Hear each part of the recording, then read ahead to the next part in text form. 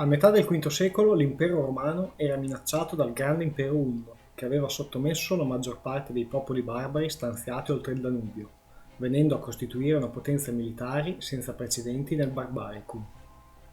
La minaccia si concretizzò due volte, nel 451 d.C., quando l'invasione unna delle Gallie fu fermata ai campi catalanici dal generale Ezio, e nel 452, anno in cui Attila invase l'Italia, senza però cogliere una decisiva vittoria sull'impero e fu quindi costretto a tornarsene in Pannonia. Nel 453 il re Unno morì e il puzzle di popoli che aveva rapidamente sottomesso cominciò a ribellarsi al dominio del popolo delle steppe. L'impero romano colse l'occasione di liberarsi di uno scomodo vicino e fomentò la rivolta appoggiandola dal punto di vista logistico. Fu così che già nell'autunno del 454 una coalizione di popoli vassalli degli Unni sfidò i loro padroni nella Pannonia, lungo il corso del Danubio, in quella che passò alla storia come la battaglia del Nedao. La coalizione ribelle schierava circa 35.000 uomini. La fanteria pesante armata di spade lunghe e corte, asce, mazze e pugnali, composta dalle tribù germaniche, di Turcilinghi, Sciri, Rugi, Ermanduri, Franchi, Suebi, Sassoni, Alamani ed Eruli. La fanteria leggera era incentrata sui Gepidi. La cavalleria leggera, armata di arco ed ardi, era invece data da alcuni contingenti di Vigigoti, mentre quella pesante, assai più numerosa, faceva perno sugli alani e sui sarmati, armati di giavellotto. Questi guerrieri dovevano affrontare le tattiche di guerra dei nomadi Unni, che prevedevano veloci attacchi e finte ritirate per attirare i contingenti nemici in trappole ben congegnate attraverso complicate manovre di cavalleria per cui si addestravano sin da giovani.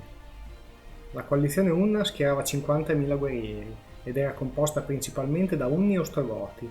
I primi formavano la cavalleria dello schieramento, mentre la fanteria era composta dai secondi.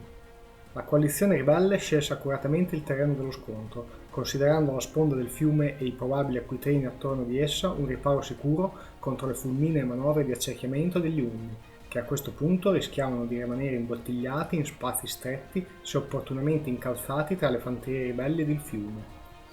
Quanto successe è più frutto di congettura che di certezza storica. Sta di fatto che gli Unni attaccarono le schiere ribelli ma non riuscirono ad attirarle fuori dallo schieramento, poiché i fanti germani rimasero saldi sulle loro posizioni. Finalmente la cavalleria ribelle riuscì ad aggirare gli Unni, che vennero presi tra le falangi ed i cavalieri nemici. Non riuscendo a manovrare liberamente, i cavalieri nomadi si trovarono mal partito e furono sterminati assieme ai loro alleati ostrogoti. La coalizione ribelle perse 10.000 guerrieri, mentre quella Unna 40.000. I Gepidi, che comandavano la ribellione, furono il primo popolo che si affrancò dagli Unni e formarono un loro regno nella moderna Romania. A poco anche gli altri popoli sottomessi agli Unni ottennero l'indipendenza e nel 459 il popolo delle steppe non costituiva più una minaccia. Chi trasse vantaggio dalla situazione fu l'impero romano d'Oriente, che arruolò tra le proprie fila gli sbandati Unni, assorbendone le tecniche di combattimento, grazie alle quali gli eserciti romani torneranno ad essere temuti avversari.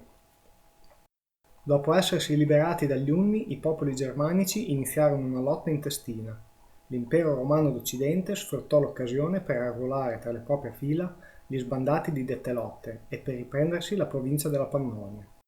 Fu per l'appunto il re del popolo degli Eruli, Odoacre, a cui era stata affidata la difesa della Pannonia, che nel 476 destituì l'ultimo imperatore romano, Romolo Augusto.